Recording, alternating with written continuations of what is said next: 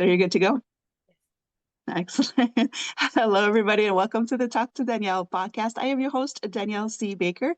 And before we get started, be sure to like, follow, and subscribe to whichever channel you're listening or watching from.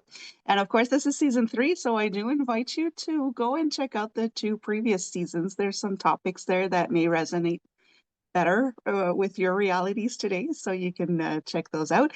And today I'm really excited about having Anne on. So I have Anne Laurie with me.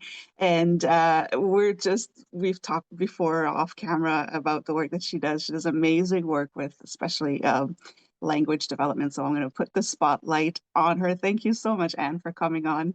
Thank you so much for inviting me. I'm so excited to chat with you. Yes, I'm excited. I just love it. Again, I could talk to you all day about this, so I'm going to try to restrain myself. But before we get started, can you talk a little bit about what you do and how you got to where you are today? Yeah, absolutely. So right now, I am co-founder and president of TRICOAST Education. TRICOAST Education really stems from my PhD work, where I developed and validated an assessment called a curriculum-based dynamic assessment. The real need around it is stems from my going back even further is through my master's work, where I had the amazing opportunity to work with First Nations communities across Canada, from Alberta, Saskatchewan, Ontario, New Brunswick, Labrador, PEI, and others. And one of my jobs as a little research assistant was to go to these communities and assess the children for on their literacy and language. And it was during these travels when I noticed that um, I had school personnel come up to me, principals and speech language pathologists, teachers, and they said, "Anne, can you develop a culturally sensitive language assessment?" And I was like 23, 24 at the time, and I had no idea what that was. So I said, "Oh, what is it, and why is this such a need?" And basically, they said, "Well, the assessments that we use to determine whether the child has a language disorder, what we call developmental language disorder, or DLD for short, they're just not made for our students.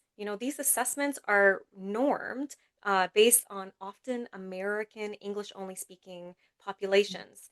And so, even if the children speak English only uh, as a language in these First Nations communities, their culture is so rich in language and a different dialect that is just simply not represented in the assessment. And therefore, their performance may not be up to par or what is expected in a typical range. And so a lot of these communities, they were saying, like 75 to 80% of our student body had DLD, which is crazy because in reality, it's 7.5%, which is about 2 kids per classroom, not 80% of the entire school. And so, that kind of shocked me a little bit. And when I was assessing the children, I could see this coming up. They had such rich knowledge about their lives experiences in their community that is just not represented on the assessment. So I really did see it firsthand as well. And then I saw that message pop up in community after community, province and province. So I was like, okay, like there's a need here, and it's wanted. And so that's why I went back and I did my master's where I focused a little bit on speech and speech differences. But I knew that, okay, there is a need. I need to do something about it. And in conjunction, I was also working in the public school system as an educational assistant. And my role was to help children, Syrian refugee children, back in New Brunswick, where I'm from.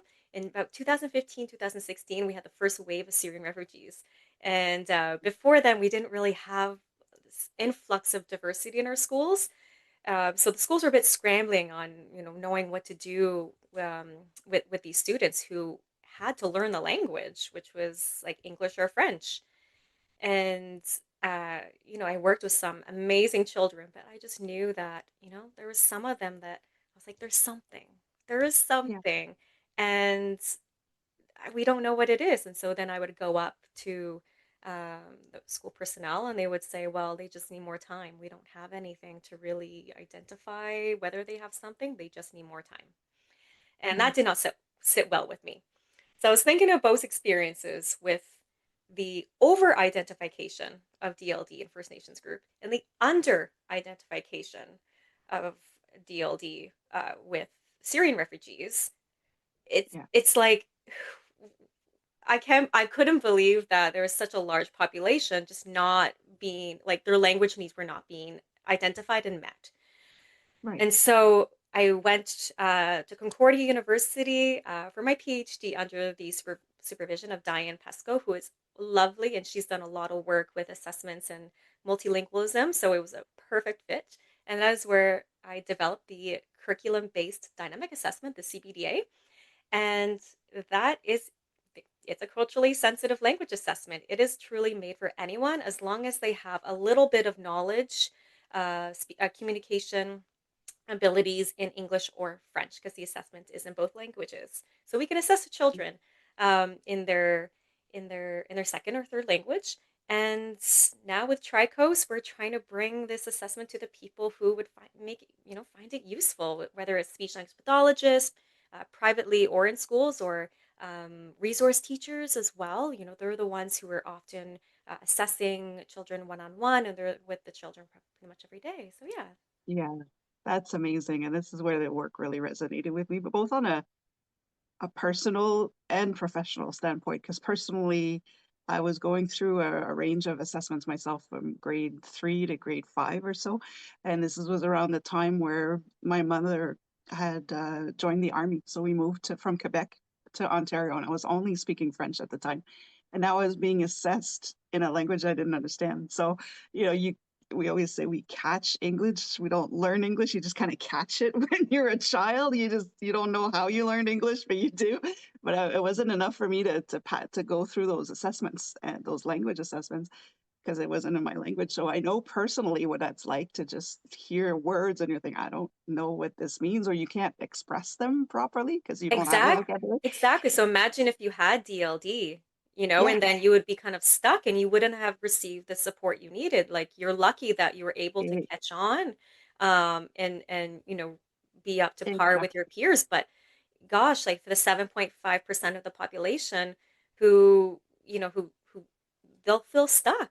Yeah. And obviously that has repercussions across the board, not just the child themselves. That's right. Yes. So that's exactly it. And I've seen it as well for the same thing with the waves of refugees coming in, and they're also dealing with trauma. So already they're not open to talk necessarily. But then again, there's that language. So I think it's great. And this is where I love the work that you're doing because you've mentioned it's a dynamic assessment. Can you kind of walk us through the difference between the traditional assessments that we do in school? You kind of mentioned it a little bit in this, but what does a dynamic assessment actually look like? What does that entail when you're running it? Yeah, sure. So, the traditional assessment, we can call them like performance assessments. The Mhm. purpose of a standardized traditional assessment is to basically identify where they're at on a certain task or skill. I work with storytelling, so oral storytelling. And so, a traditional assessment, what they'll do, you'll have the examiner and you'll have the student, and the examiner is very passive. They'll have their task and they'll ask questions, whether it's they're asking the child to retell a story or tell a story, and the examiner is not involved at all. They just mark down the scores, and then that's it. They'll go back, score it, and then turn those numbers into standard scores, Mm. which essentially gives you the number of where does that child fall um, alongside a normative sample or normative population. So when I was saying that's mostly American, English only speaking, that's kind of the sample that a lot of assessments have. So you can see why that's not culturally sensitive. You can have a brilliant student who Mhm. just doesn't speak English as their first language, and but their language skills just aren't there yet. Yeah. They might, but just not there yet. So that's why a lot of people don't use those assessments because they know that it's not validated for them. Dynamic assessment, it's not a performance Mm. assessment. We measure potential. And so it's a completely different approach. So my curriculum-based dynamic assessment, the CBDA, we use what we call a test, teach, test approach. So at first Okay. we have the test. So it's pretty much standardized. It's that part is where I'm the examiner, I have the child with me, and then I have pictures. And I have several pictures where the examiner can choose one that the child may be familiar with what's Mm, happening in the story, and also they might enjoy telling because we want to see where the child is at that point. The child tells their story. It's wonderful. And then the examiner, what they do next is identify two skills that were lower achieved. So, for example, let's say the child didn't put an ending to their story. Um, mm, that might be a really good skill to work on because the point of the dynamic assessment is not to see what they know, what they don't know. It's their potential. So that's what we're going to look for in what we call mediation sessions. It's kind of like mm, teaching sessions, but the purpose of this session is to not only see can we teach that skill and how much learning can happen in that little session, it's about 25 minutes, and what does that learning look like? So it's in that we can actually measure learning potential. mhm, And a big part of my PhD was actually developing scales that could represent potential. Because you can say, oh, learning potential, how on earth would you measure that? It seems so subjective. And that was a big limitation in research is that it wasn't objective enough. And so speech language pathologists weren't really using dynamic assessments to their full potential because they found it too subjective. So I wanted to turn that around and make really objective scales. And to dive a little bit deeper into that variable of learning potential, I'm looking really at three things. The first thing is examiner effort. So for me, how much effort am I exerting for the child to learn the skill? Is it a lot? I'm using a lot of strategies. I'm using modeling. I'm prompting, repeating, all that stuff. Is it really, really hard for the child to learn the skill despite all of my efforts? Or, you know what, maybe it's one explanation at the beginning and they're high flyers after that. The second thing mm, is child responsivity. How is the child responding to the teaching? Are they providing accurate answers? Are they like pausing a lot or are they confident with their answers? Um, how was their attention? So I have a few scales like that and all qualitative descriptors. So there's not like a 1 to 5. You really know which one that the child falls in. Lastly is skill transfer. So at the end of the session, after that 25 minutes, how confident am I as an examiner that the child learned the skill and can transfer it to different stories? So during that session, we work on their pretest story, and the children love it because it's their mm, story. You start with like, I want to read the story that you told me the other day or earlier today. And then you read it out loud and they get so excited. And then you work on it. Like, we're going to create an ending to your story. And then they can physically see because you write it down. Like, oh, wow, like my story just got longer just by adding that one piece of information. And mhm, when they can see that and start to visualize it, then it makes sense as to like why adding that piece of information is important for stories. And that's also something that we learn in mediation. And so, yeah, so we have two mediation sessions. We teach two skills. And then after there's a post test, usually the following day, because we want to see did the child really learn? So it's not just memorization. And we choose a different picture from those the five pictures that you can choose from, and then you can see, was there a difference? Were they able to add those two skills in their story? right, And so you can look at the pre to post differences, but that's not what we use to determine whether they're at risk for DLD or not. It's really that learning potential variable where I created those cutoffs based on the examiner effort, child responsivity, and skill transfer. So you can see it's a big difference from traditional assessments that are very much, right. scoring, getting that number, converting it Yeah, to a score that is basically means, is the child up to par with the normative sample versus yeah, looking at learning potential where we're not comparing the child to anyone else. We're really comparing them to themselves. So that's why we can assess the child in their second or third language because their abilities in their first language might be very high. And let's say their English might be down here. But you know what? Their potential will be relatively the same. And so that's why we can assess them in their second language. Oh, that's amazing. Mhm. And yeah, this is what I like just because we're not comparing the child to others and it's not just a checkbox like, okay, yeah, they did it or they didn't. Um, I really like that approach. It's so important for the child as well that may be a little stressed out. There's a lot of pressure coming from the fact that they're being Yeah, uh, no, and that's such just- a when I was developing the assessment and first collecting data, I was a bit worried. I was like, will the children like the assessment? Will they think it's boring? Will they be anxious? And because you're working with them and they know what they're working on, and I think that's a big key is at the very beginning, I explain what we're going to be working on. So, for example, story ending and why Mhm. it's important for stories. So from the get-go, they know what's expected out of them. And then they're already learning why it's important because some children are like, why do I have to learn this? Well, if you know from the get-go um the get-go when explain that, well, story ending is very important to for the story to have closure, the problem is solved, then they begin Yeah, to understand, oh, okay, I get it. Now I can learn it because I know why it's important.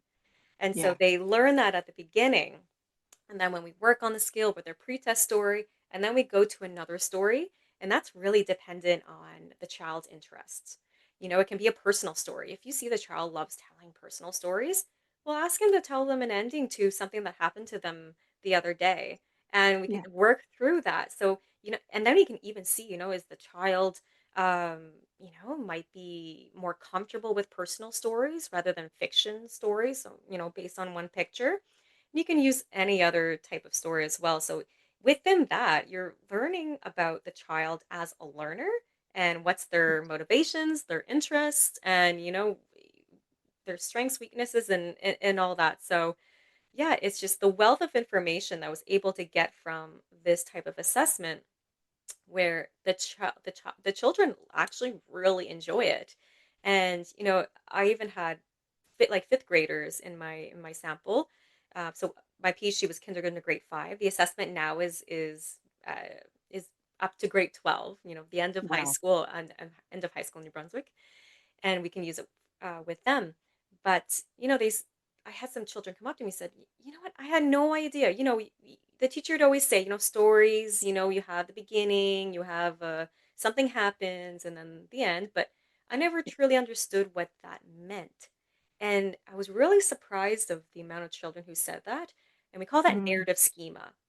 So understanding how to structure a story. And when children can understand how to structure a story, it's so much easier after that. And I found that the children who had DLD, they had trouble with their narrative schema, mm, understanding how to structure a story and why those elements were important for stories. So that's why it's actually one of my scales in the learning potential variable. Do you understand the importance of this skill in stories? right. I love that. It's so interesting. I just stay on this, especially storytelling, because it comes so naturally for children. And you did mention that I mean, originally it was to be more culturally sensitive assessments, and you've explained quite a bit. But can you kind of tell us why it is so important now more than ever to really take that into consideration when you are assessing children with their development? Yeah, absolutely. I mean, our world is becoming more diverse every day, especially in a country like Canada, where we know that the assessments just simply aren't for these children, for many of these children. And so, if you have a child who is in the school system and they're struggling, and okay, we know we need to learn the child needs to learn the language, but what do we Mm, do with them? And then so if you can identify their learning needs early, we all know that early intervention is key. So yeah. with an assessment like the CBDA, we can go in much earlier and identify their needs a lot faster versus standardized assessments where they say don't even bother for 2 years until their language abilities have reached to their peers. And so if the child does have DLD or is at risk, then they can get the resources necessary for them to have the best chance to succeed, not just academically, but socially as well. And of course, when you think of um, teachers and resource teachers and all the school personnel who works with the the child, if they understand the child's needs, then they can Yeah. better serve and teach them with the right strategies and the right interventions. And of course, for parents back home, they have the confidence that their child is receiving the right help and that the school is doing their best. Right. That's the confidence that is so important to say, you see the results, you see that the school is seeing your child for who they really are. I think that's wonderful. And you mentioned that it goes beyond just the language development. And when we've talked about this when we first met, but I wanted to bring it up is you've noticed change in behaviors in the children when you use that approach as well. So can you kind of explain to us what you've seen in terms of when you do get the right support and the right resources that the child needs or the family needs or the teacher needs. How does that affect their behavior, whether they're in class or you've noticed some changes in in the behaviors. So can you Oh, tell yeah, us a little bit? Yeah. yeah, absolutely. So DLD, it's a communication disorder that affects one's ability to understand and or um, express themselves. And so Yeah. you imagine if you have DLD and you can't get the words out right, or you're having trouble understanding what the teacher is saying, or what you're with your friends and they all say a joke but you don't get it. Yeah. Like you become stuck. You can become very isolated and you think you're dumb, or you're so frustrated because you're trying to explain, your needs and no one's getting you. Then Hmm. the behavior can start. And there's been studies saying that like 80% of children with behavior difficulties at school actually have language difficulties. Wow. That is an insane number. And Yes. I mean, I can't speak for everywhere, but I can speak from back home that a lot what it is happening is that we're treating the behavior, but we're not treating the root cause. You're treating the symptom, you're not Yeah. treating the root cause. So if you have a child with behavior difficulties, maybe you can assess their language. Maybe it's just because they're struggling to really express themselves the way they want to. Because children with DLD, they know what they want to say. Yeah. They just can't get it out effectively all the time. And conversely, if they have trouble understanding and they just sit there quietly and they're slowly failing, and then self confidence drops, Yeah. anxiety, depression, all like so the numbers for anxiety and depression is also quite elevated, um, if they have DLD. And so Hmm. when the child has that diagnosis, then they say, "Okay, now I understand, why it's difficult for me. I'm not alone. People can now understand why it's a little bit more difficult, or why I need a little bit more time before I give an answer, or why I might speak a little slowly." Hmm. And then they feel more confident that their friends will get them, their teacher will be more compassionate to maybe create a safer environment for children with DLD to, whether to have more time or to give them more time uh, giving an answer or on the test, or things like that. So the Yeah. behaviors can definitely change when you actually assess their language. Yeah. That's where I see the dynamic assessments being so important because you get to see another side of the child that's not just the linguistic part of it. Or when you said that number, I was thinking because I've seen the reality in schools where there are quite a number of behavioral issues in the class. And a lot of it, when you start looking into it, could just be the fact that you not able to either you didn't quite understand because it's also the listening part, right? uh, didn't quite understand what was asked of you, or like you said, you just can't express it, and that's frustrating. Just even as an adult, if you're trying to explain something to somebody and they don't get it, you're just like, come on, so it's totally normal for a child to go through the same thing. So I was blown away when you said that at 80% of those behaviors are just kids not really understanding or able to express with it. It can be very frustrating.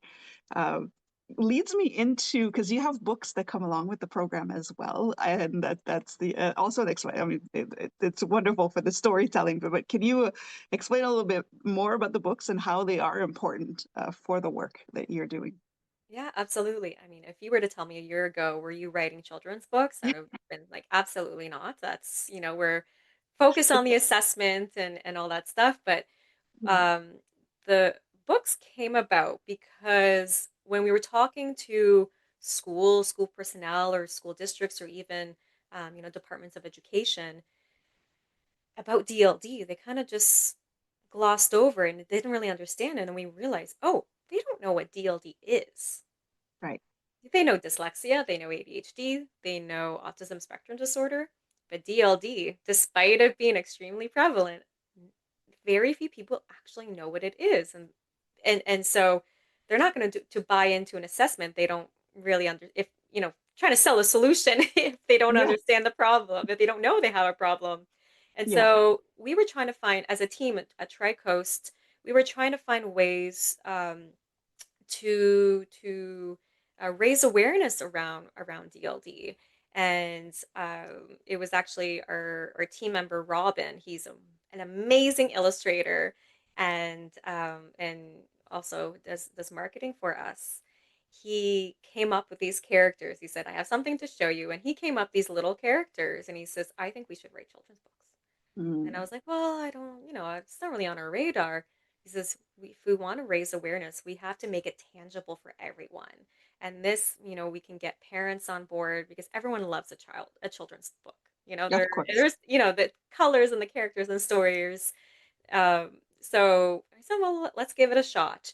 So Yeah. between Robin with the illustrations, me with my expertise in narrative development, and of course DLD, we partnered also with a woman named Karen, and she is a former speech language pathologist, but now works with children's publishing. Mm. So the three of us together, we wanted to create books that were not only teaching about DLD, but giving concrete strategies that are actually used in therapy, but in a fun way.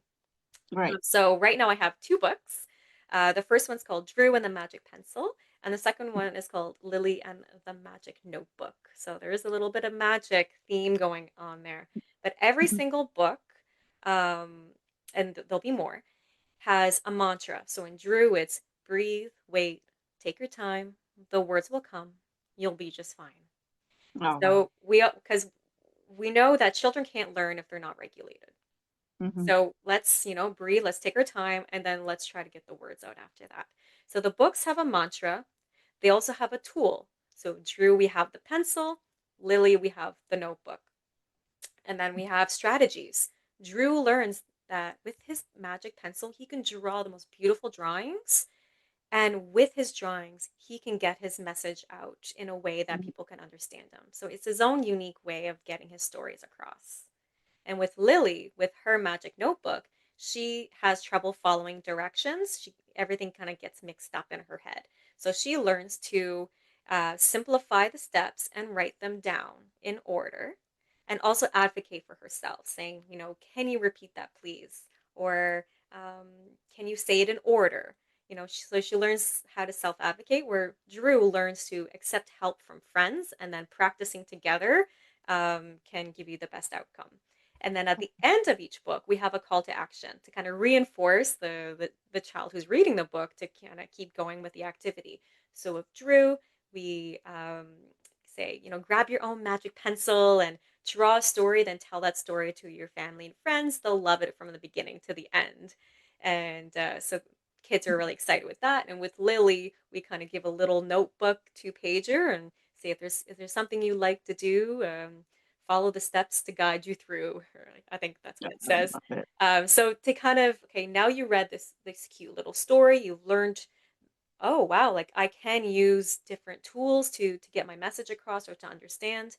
And now let's practice. So everything in this book is extremely intentional, and the Mhm. illustrations are gorgeous. That's one of the big things that we're big piece of feedback, or people are loving the characters and loving the illustrations to go with all Oh, the education piece behind it. And also, we create parent and teacher guides that go with the books. So if you want to teach your child about DLD using the book, we have a guide that is on our website that you can download. And yeah, just to help you, and even if your child doesn't have DLD, it builds empathy. There was a parent was telling me that their child told them that she's like, you know what, there's a kid in my class that speaks like Drew. I thought he was just weird. I didn't know it was DLD. oh, So, wow. right? So it's like it's building empathy. So these books are really for everyone. Yeah, I've had feedback from parents who their children are on the spectrum or have ADHD, and he says, "She's like, I my child is in these characters." yeah. So it's just really nice to get that feedback to know that maybe we're making a little difference with these books that at the same time we're raising awareness, and that's one of our goals at Trico's Education.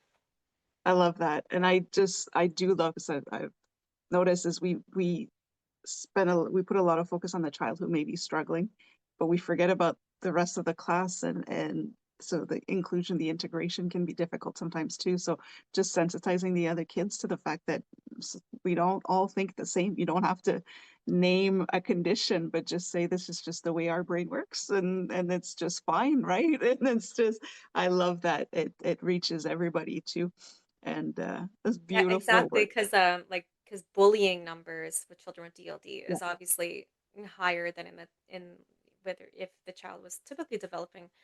And so yeah. when you can build empathy with everyone else, I mean, everybody wins. Exactly. And if it's learned early on, then it Yeah. just makes it a lot easier when they get into high school, even or junior high, or yeah, it's oh, that's beautiful. I love that work. They sound great. I'm already attached to these characters. I just love it. Uh, is there anything new coming up? Do you have any projects or anything that's coming up that you can share with us? Yeah, so well, the Lily and the Magic Notebook just came out about a couple weeks ago, so we're super excited with that. So we're still trying to get the word out that hey, we got a second book, but we also have a first book, and we have a coloring book that goes with it. So we kind of have like the little trifecta for now. So yeah, there'll be a little bit more work there. Also in September, we're going to be launching kind of our assessment, like 2.0, if you wanted to say, based on feedback from speech language pathologists and resource teachers who have been using our assessment the past year. They've gave us really, really good feedback on how to create a really good report that will be useful to them and but also school personnel and to parents. So we completely revamped the report. The assessment is now on an online platform. And so Yeah. when you fill out all the data, a PDF report spits out, and that's kind of what we've been working on all summer. So we're really excited to share that with others or other potential users. So we'll be yeah, working towards just contacting people who may want to use it and to support their children. And of course, keep on the book side where I'm going to be writing the third book as well. So the goal is to have it out before Christmas. So we'll see if Oh, that works out. wow. Yeah. You're gonna be so busy, but this Yeah. is amazing. It's so much. Oh, I love it. It's a It's lot to easy. look It's for. easy when you're passionate. Yes, and when you're having fun with it, right? You're Yeah. just like, yeah, oh, I get it. I just love it. And before we give the information to people, if they want to learn more about your work or where they can get the books or all of that, I do ask a question to my guests before we wrap up, and that question is, what do you want to be when you grow up? I love this question because I feel like I often say, "Oh, like that's who I want to be when I grow up," or "That's what I Yeah. want to be when I grow up." But I think in general, I want to be a leader in this space. I want people to have that built-in trust with Tricos education, where whether it's through advocacy or assessments or interventions, we would love to be the go-to company for that. So for me, I would kind of love to be at the head of that. I'm an academic. I'm still an academic. I'm doing a postdoc, but turned entrepreneur. So that entrepreneur side of things, that's yeah. I think that's what I want to be if I'm when I'm old or older. Older. when you're wiser. That's the Wiser, word I'm using exactly. when I'm wiser. I love that because we are lifelong learners, right? So we just keep learning, and I love that. And there's such a need for that in our field in this world. So it's beautiful work. Thank you so much for sharing. And of course, now I'm going to ask you where people can reach you, your website, or any other places where they can get the book. I will add that information in the description, but can you share those with us? Oh, thank you so much. Of course. So our main website is just tricoasteducation.com. So everything we do in English, we do in French. So we do have a French side to our website, and yeah, everything we do in English, we do in French. So even social media, we can be found on LinkedIn, Instagram, Facebook, and Blue Sky as well. So we're very active in not just showing, like what we do and what we're up to, but we also want to raise awareness. So we create like little blurbs or little images to kind of say, hey, like, did you know about DLD? So if you want to keep learning about DLD, like, please follow us and reach out to us as well. If you want to write us an email, it's at just info@tricoasteducation.com. And for the books, they are found on Amazon. We have the books in English, French, and Spanish. Nice. And so, yes, Amazon. And also, if you want to order them from your local bookstore, you can absolutely do that as well. That's amazing, and I'll be sure to put that all on there Oh, thank for you. people to go back and find you. So I do appreciate. Thank you so much for coming on. Like I said, I could go on forever on this topic, but I just love the work that you're doing, and it's so there's such a positive outcome to it that I just get excited. So thank you so much for sharing that. And is there? I'm going to put you on the spot. Is there anything else you'd like to add before we wrap it up? Oh gosh, I think oh, October 17th, if this comes out before October 17th, Mhm. is DLD Awareness Day. Oh, nice. And so if you want to learn more, there's a lot of websites and resources that you can use if you're a teacher. Maybe you want to do that a little awareness day in your class, or if you're a parent, you might want to um, you know, read a book and teach DLD with your child. And so yeah, October 17th is DLD Awareness Day. So we're gonna be on our socials we're gonna be promoting that as well. I love And it. yeah, I think that's it. Yeah. Thank you. I thank you very much. And again, I'm going to invite everybody to go and have a look, go check the website, get those books. They're amazing, even for an adult. There's things Yeah. that we don't learn, right? We're not taught this in school. So it can be very helpful. So thank you again. And for everybody watching, don't forget to like, follow, and subscribe to whichever channel you're listening or watching from. Don't forget to go and follow TRICOAST Education as well to get some more resources and help that you need, all this support that you need. And until next time, stay safe, stay awesome, and we'll talk soon.